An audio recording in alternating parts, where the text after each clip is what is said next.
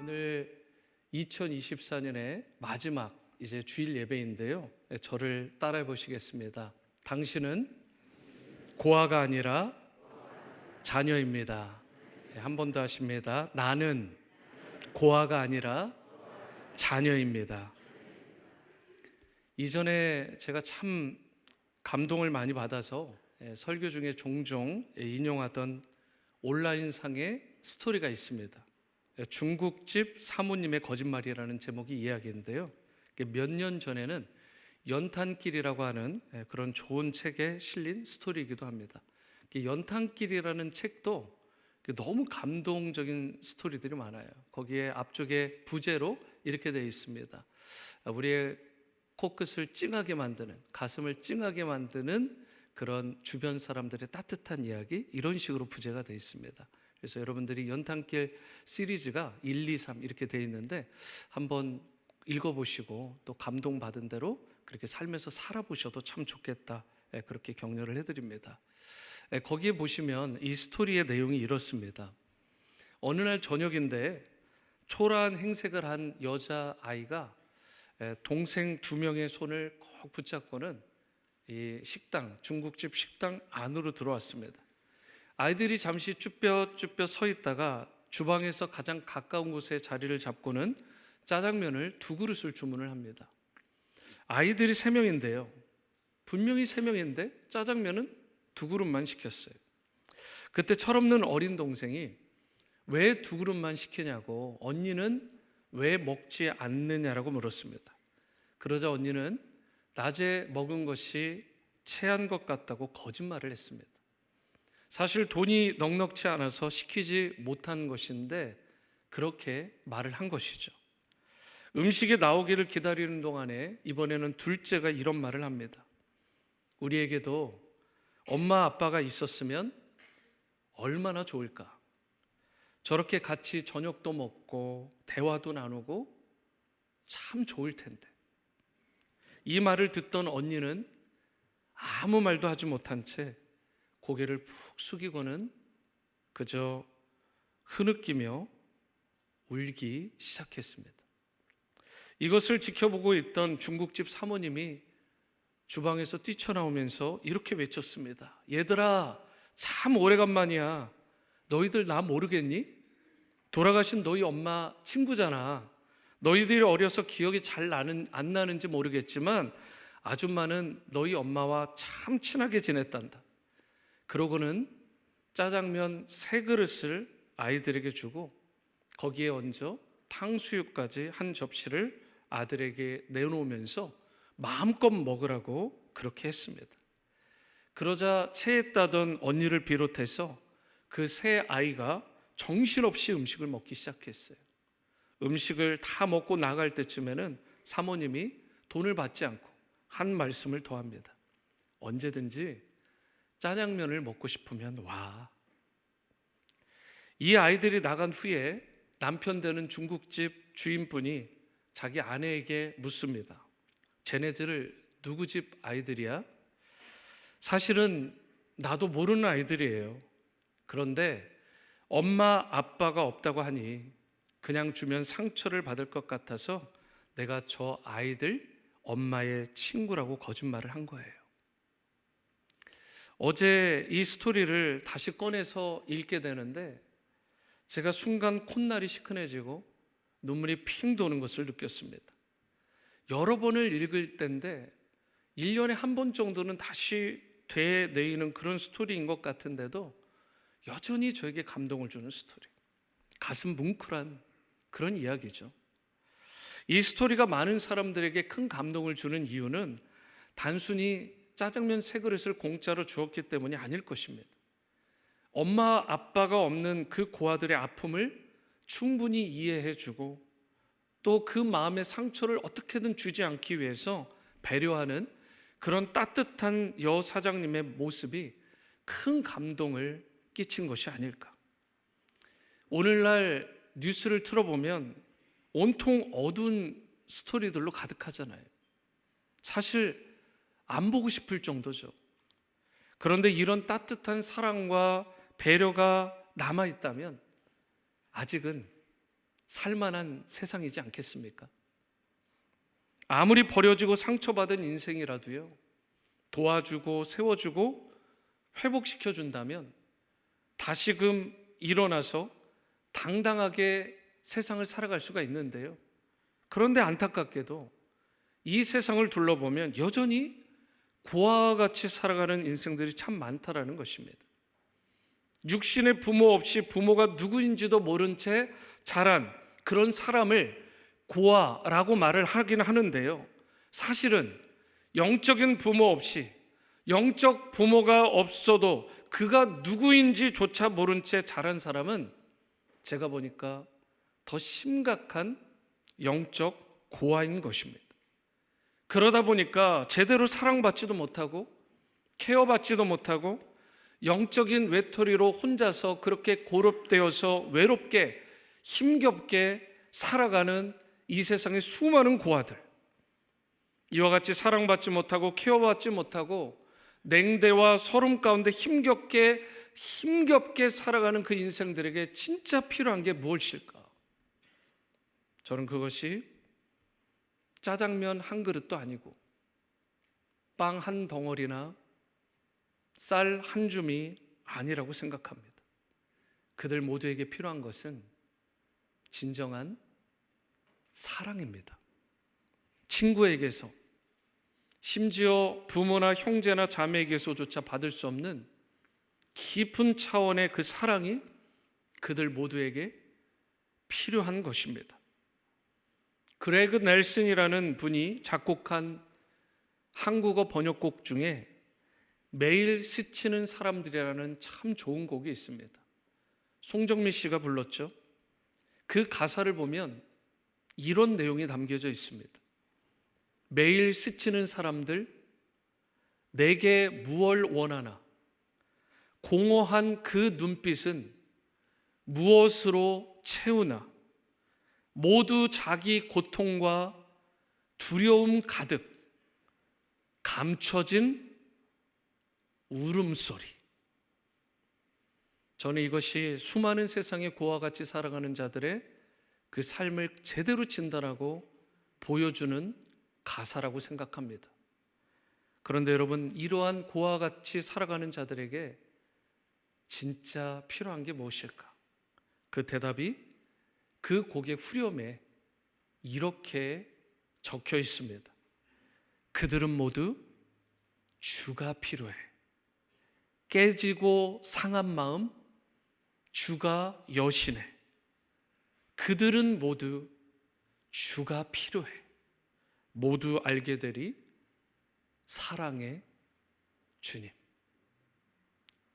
2024년 마지막 주일 예배를 드리는 여러분과 저에게도, 그리고 세상에서 신음하고 아파하는 수많은 인생들에게도 동일하게 그 누구 하나 빠짐없이, 예외 없이 우리 주님이 필요한 줄로 믿습니다.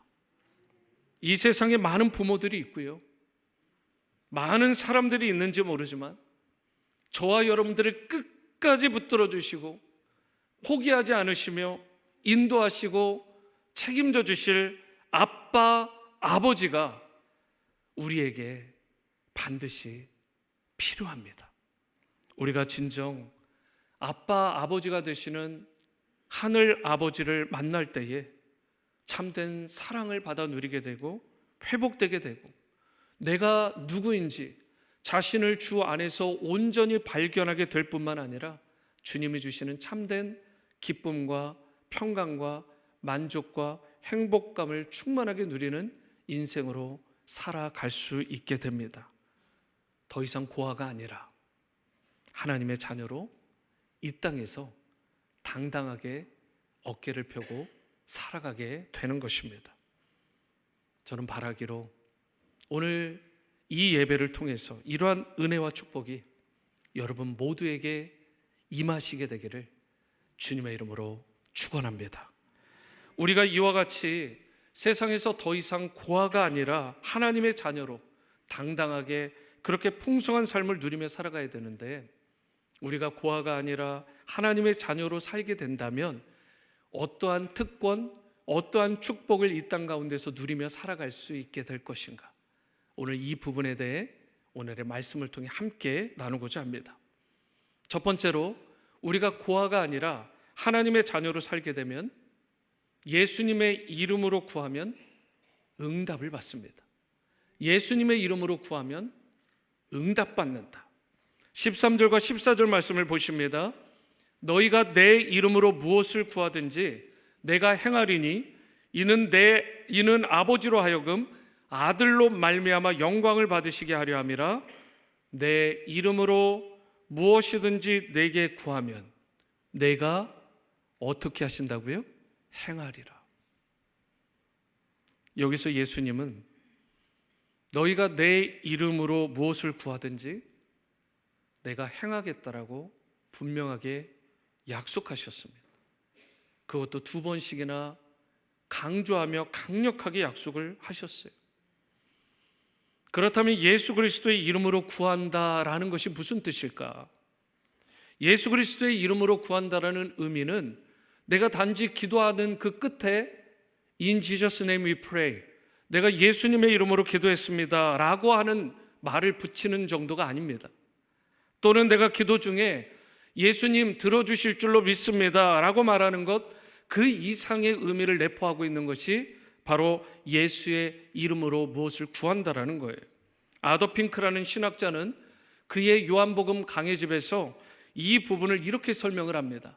첫 번째로, 예수 그리스도의 이름으로 구한다라는 것은 우리가 그의 인격 안에서 기도 드리는 것을 의미한다라고 말을 했습니다. 이것은 무슨 뜻이냐면, 저와 여러분들이 예수님 안에서 그분과 함께 온전히 연합된 상태에서 기도드리는 걸 말하는 거예요. 그러니까 예수님과 연합되지 않은 상태에서 기도하는 모든 것들은 무효입니다. 아무런 능력이 없어요. 효험이 없습니다. 예수님과 연합된 상태, 다른 이야기로 하면 포도나무가 되신 예수님께 접붙임을 받아서 완전히 붙어있는, 연합되어 있는 상태에서 예수 그리스도의 이름으로 기도할 때 오늘 성경의 약속대로 응답해 주신다라는 거예요. 그러면서 2번째로, 예수 그리스도의 이름으로 구한다라는 것은 우리가 예수님의 영광이 되는 것을 위해 기도드리는 것을 말한다는 거예요. 이건 또 무슨 말이냐면, 여러분, 정부 관리들이 텍스 컬렉터, 세금을 받아들이는, 징수하는 역할을 하잖아요.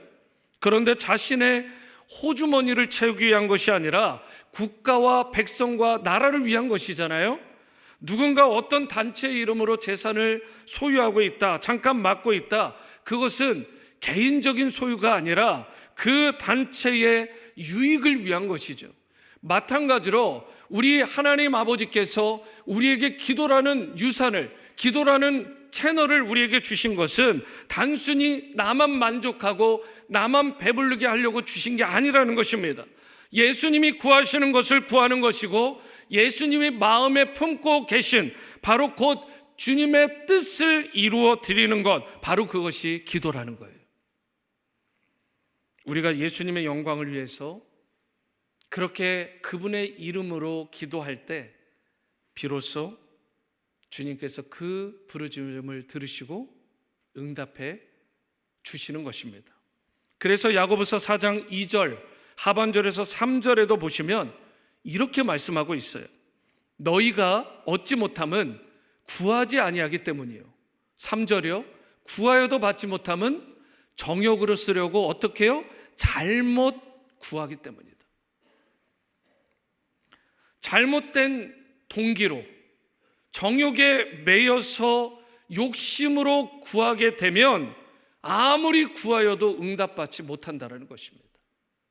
그래서 성도된 우리는 정욕을 쫓아서 세상을 사랑해서도 안 되고, 세상을 따라가서도 안 되고, 정욕을 쫓아 기도해서도 안 되는 것입니다.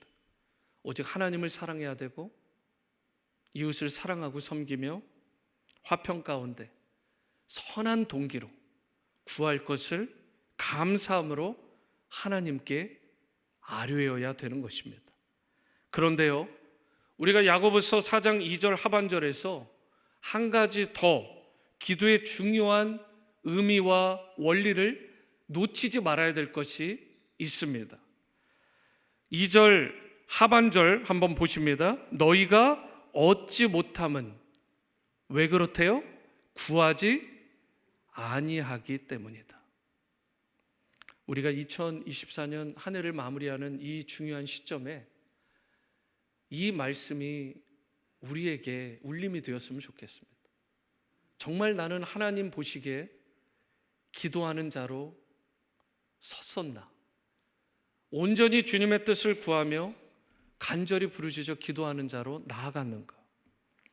주님의 뜻과 상관없이 구하는 그런 정욕적인 기도도 잘못된 것일지 모르지만 제가 묵상을 해보니까 어쩌면 이 시대의 더 큰 문제는 주님께 아예 구하지조차 않더라는 것입니다.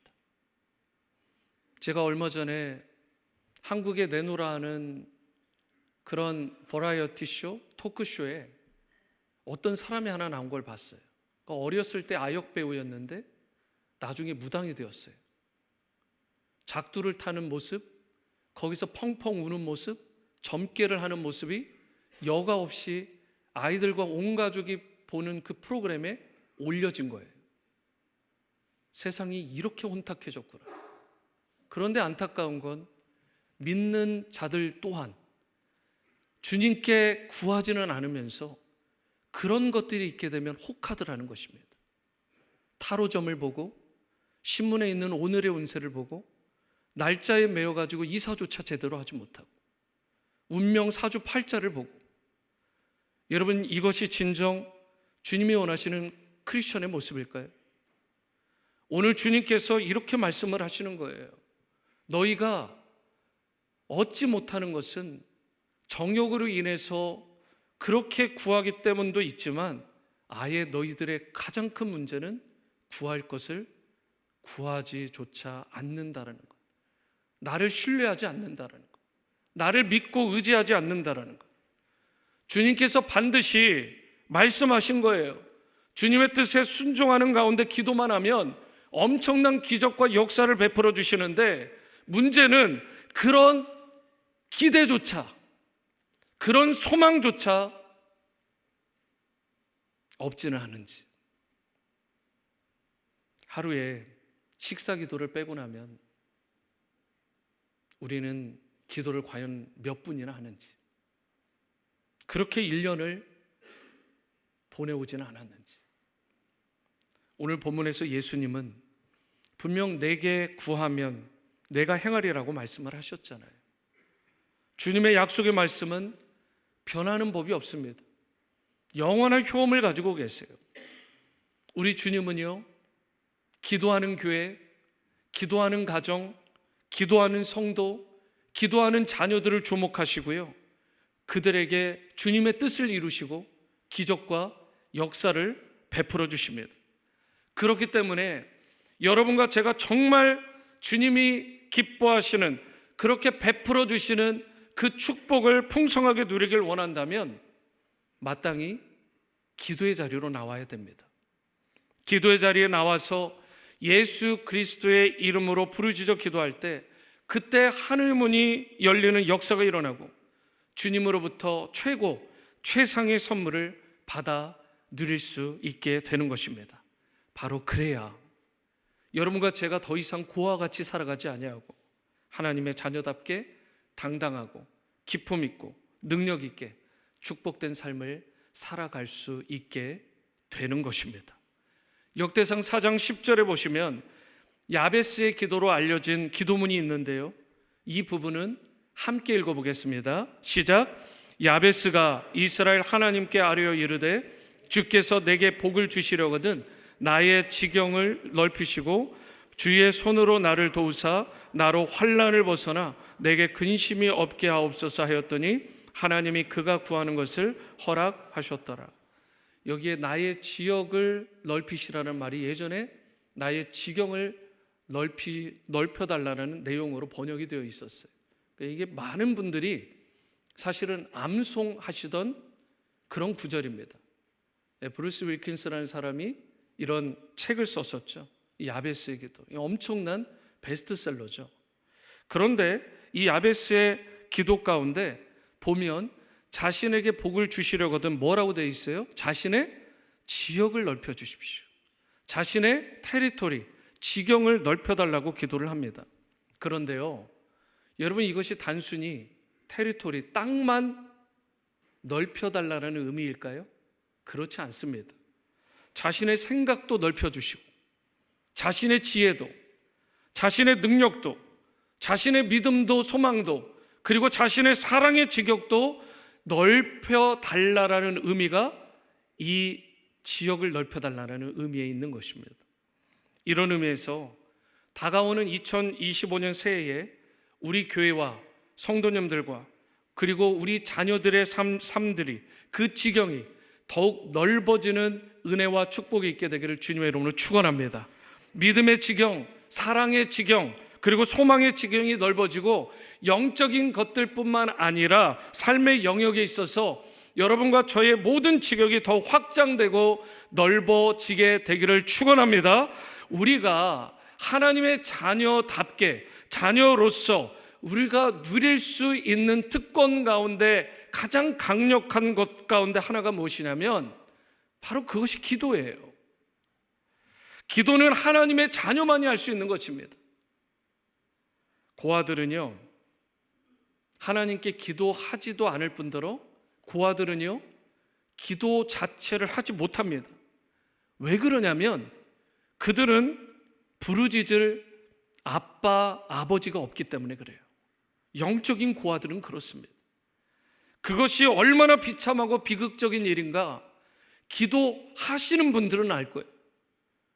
나에게서 기도를 앗아간다면, 신자로서, 신앙인으로서 내가 기도를 빼앗긴다면, 여러분, 이건 생각만 해도 끔찍한 일입니다. 그만큼 중요한 것이 자녀로서, 아들로서, 딸로서의 기도인 거예요.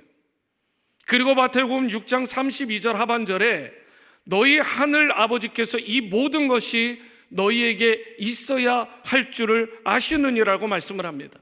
하나님의 자녀된 여러분과 저에게는 아빠, 아버지, 하늘 아버지가 계신 줄로 믿습니다.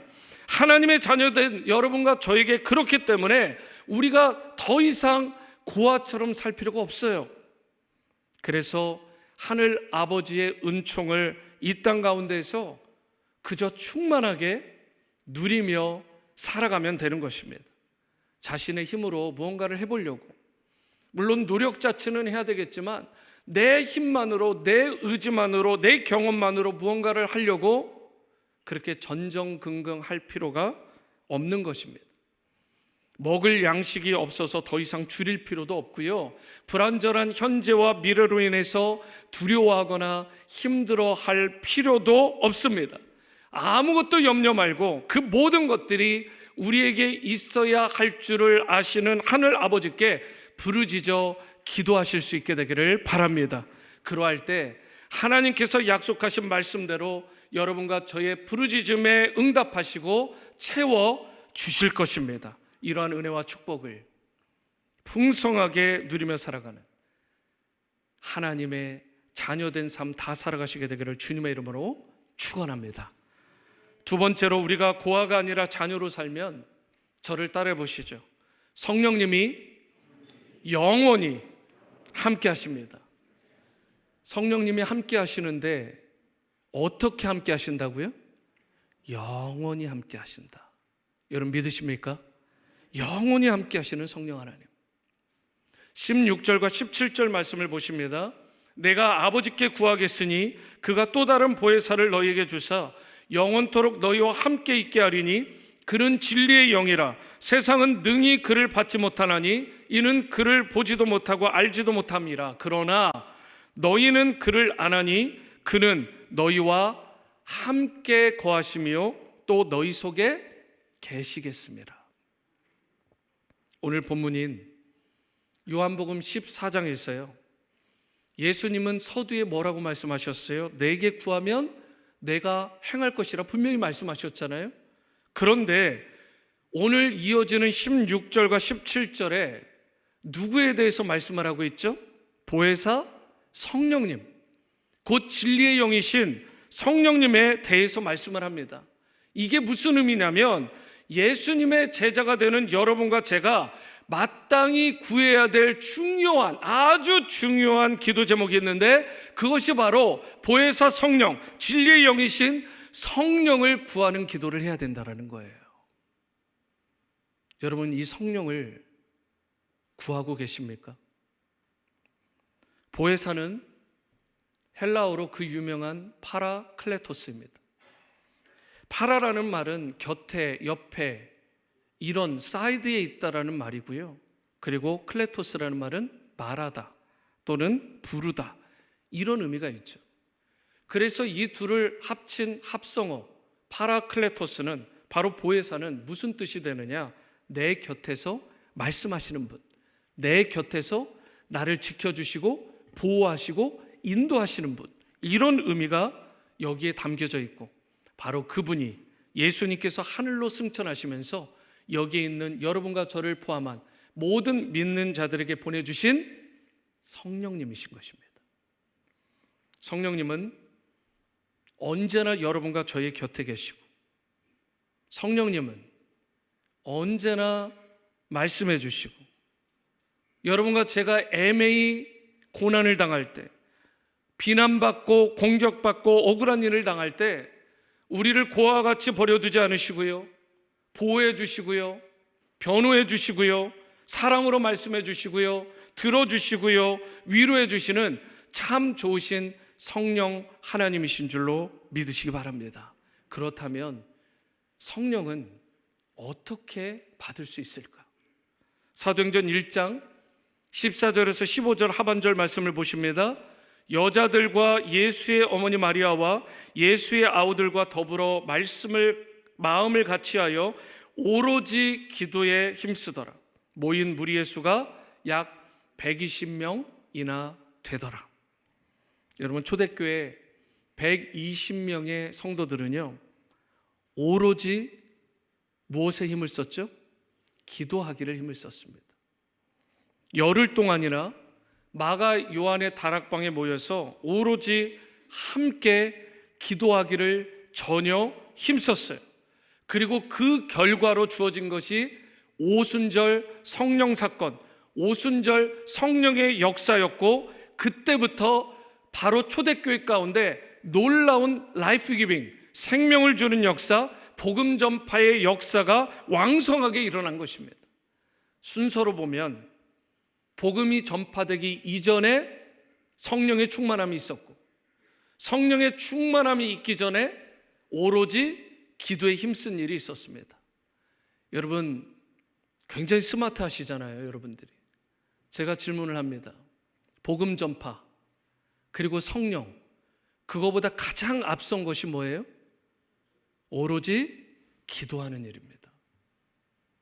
기도가 없이는 성령 충만 받지 못합니다. 그리고 성령 충만 받지 못하면 라이프 기빙, 생명을 주는 일은 없습니다. 그러므로 여러분과 제가 가장 먼저, 가장 시급하게 2024년을 돌아보며 2025년을 맞이하는 이 중요한 시점에 가장 중요하게 회복해야 되는 것은 바로 오로지 기도하는 일, 기도의 무릎이라는 사실입니다. 그런 의미에서 내일부터 토요일까지 일주일 동안 2024, 2025 연말연시 특별 새벽기도회가 바로 이곳에서 열립니다. 바라기로 정말 여러분들이 건강이 허락하신다면, 도저히 새벽길이 어두워서 운전을 못하는 일이 아니라면 여러분 모두가 새벽을 깨울 수 있게 되기를 바라고, 기도의 자리에 나와서 간절히 기도하시되 자녀들과도 함께 나오셔서 부르짖어 기도함으로 초대교회 마가다락방에 임한 성령의 역사가 여러분의 개인의 삶과 가정과 자녀들에게, 우리 교회에게 충만하게 임하게 되기를 축복합니다. 성령의 임재와 성령 충만은 여러분과 제가 기도할 때, 두드릴 때 받을 수 있는 거예요. 여러분의 마음을 활짝 여시고 성령의 조명하심 가운데 죄를 자복하고 믿음으로 간절히 성령님을 사모하며 간구하며 기도할 때 성령을 주신다고요. 하나님은 고아가 아니라 그분의 자녀와 같이 살아갈 수 있도록, 여러분과 제가 그렇게 자녀로서 살아갈 수 있도록 성령을 주시는 것입니다. 그것이 하나님께서 여러분과 저를 향한 그분의 사랑의 표현이고 사랑의 확증이 되는 거예요. 우리가 혹 잘났을 때에만 사랑해 주시는 게 아닙니다. 우리가 도저히 사랑받을 만한 그런 형편이나 자격이나 요건이 되지 않을 때에도, 정말 못났을 때에도, 깨어지고 망가지고 상하고 부서져 있을 때에도, 형편없는 상황 가운데서도 하나님은 여러분과 저를 여전히 사랑하여 주시는 줄로 믿습니다. 그런데요, 우리가 성령을 받고 그분을 누리며 살아가는데 문제가 하나 있어요. 그게 뭐냐면 하나님의 사랑 자체에는 전혀 문제가 없습니다. 문제는 성령을 받기 위한 나의 채널이 막혀 있다는 것이에요. 본문 21절을 보시면 이런 말씀이 있죠. 나의 계명을 지키는 자라야 나를 사랑하는 자니 나를 사랑하는 자는 내 아버지께 사랑을 받을 것이요 나도 그를 사랑하여 그에게 나를 나타내리라, 이렇게 말씀을 하셨어요. 여기에 보시면 주님을 사랑하는 자는 주님의 계명을 어떻게 한대요? 지킨다라고 말씀하고 있습니다. 그러니까 주님을 사랑하는 것과 주님의 계명을 지키는 것은 별개가 아니라는 거예요. 나눌 수 없는 것입니다. 함께 가는 거예요. 그래서 주님을 사랑하는 사람은 마땅히 주님의 계명을 지키게 되는데, 주님의 계명에 순종한다라는 것은 또 다른 주님의 사랑을 향한 표현이라는 거예요. 내가 주님의 계명을 지킨다라는 건 내가 주님을 사랑합니다, 이 표현이 되는 거예요. 마치 우리의 자녀들이 부모님을 정말 사랑하고 정말 존경한다면 부모가 말한 대로 행하고 다른 길로 왜곡되지 않은, 하말티아 되지 아니하는 것과 비슷한 것입니다. 일반적으로 계명 이렇게 이야기하면 부담스러워하는 분들이 참 많으세요. 이게 계명이라고 하면 규율이나 명령과 같이 굉장히 무겁게 느껴지시는 거죠. 그런데요, 우리가 정말 하나님을 사랑하잖아요. 그리고 정말 성령을 사모하잖아요.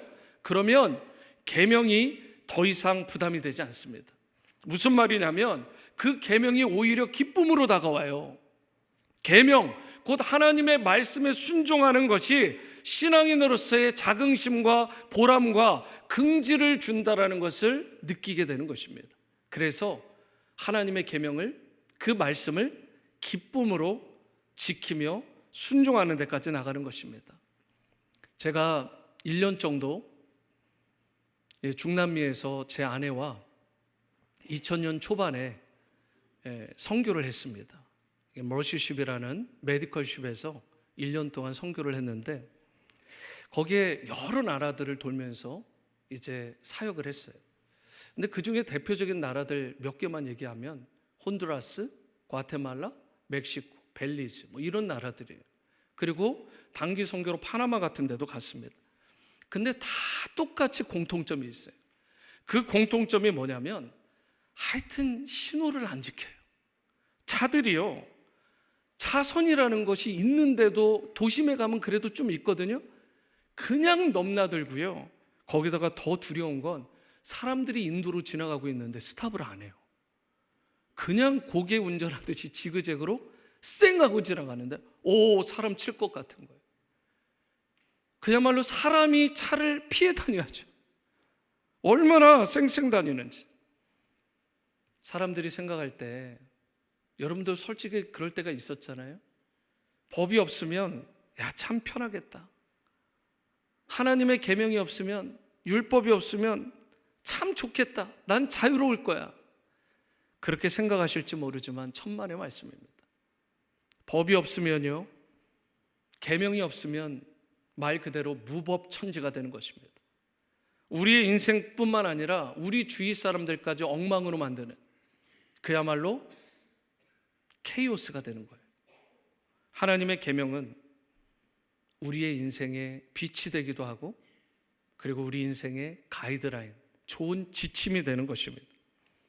거기다가 여러분과 저를 보호하는 울타리가 되어주시고, 그리고 안정과 평안과 행복을 주는 것이 하나님의 계명이요 말씀인 줄로 믿으시기 바랍니다. 그렇기 때문에 우리의 일상에서 진정 우리가 하나님의 사랑과 보호를 누리기 원한다, 그렇다면 그분의 말씀, 그분의 계명을 기쁨으로 지켜 행해야 되는 것입니다. 우리가 신자로서, 크리스찬으로서 성공했다 실패했다 여부는 인생을 나중에 돌아볼 때 대단한 업적을 이루었다 여부로 판단되는 게 아닙니다. 성경을 보면 주님의 말씀에, 주님의 계명에 얼마나 순전하게, 얼마나 순수하게 무릎으로 겸손하게 하나님을 경외함으로 지켰느냐, 그 말씀에 따라서 어떻게든 살아보려고 최선을 다했느냐에 따라서 우리 신자의 성공 여부가 좌우되는 것입니다. 그래서 예수님은 그분을 사랑하는 자는 그분의 계명을 지키는 자라고 말씀을 하셨고요, 그렇게 할 때 더 이상 고아와 같은 존재가 아니라 하늘 아버지께 사랑받는 존재가 되고, 예수님도 만나게 되고, 그리고 성령이 영원히 함께 하시는 복된 인생이 된다고 말씀하신 것입니다. 우리가 하나님 아버지를 떠나면 혹 삶이 부유해질 것으로, 풍성해질 걸로 생각하는 분들이 있으시다면 절대 아닙니다. 결코 그렇지 않아요. 인생이 비참해지고 인간의 존엄성마저 잃어버리는 그런 비극적인 신세가 되고 맙니다. 오늘 2024년 이 마지막 주일 예배 가운데 혹시라도 안타깝게도 하나님을 떠나신 분이 있다면, 아니면 이전보다 지금의 내 모습을 보니까 하나님에게서 더 멀어진 분이 계시다면 속히 하나님께로 돌이키는 은혜가 있게 되기를 축복합니다. 그리하여 잃어버렸던 자녀로서의 지위도 회복하시고, 그리고 상실했던 부요함과 풍성함도 다시금 찾으실 수 있게 되기를 바랍니다. 여러분은 더 이상 고아가 아니라 하나님의 자녀입니다. 혹 외롭고 두렵다는 생각이 들 때마다 성령님이 여러분과 늘 임마누엘로 함께 하신다는 사실을 기억하시기 바랍니다. 더 이상 고아처럼 살아가지 마시고요, 버려진 존재처럼 비참한 인생 살지 마시고 성령 받아서 하나님의 자녀답게 당당하게 힘있게 기쁨으로 승리하는 삶 사시게 되기를 주님의 이름으로 축원합니다.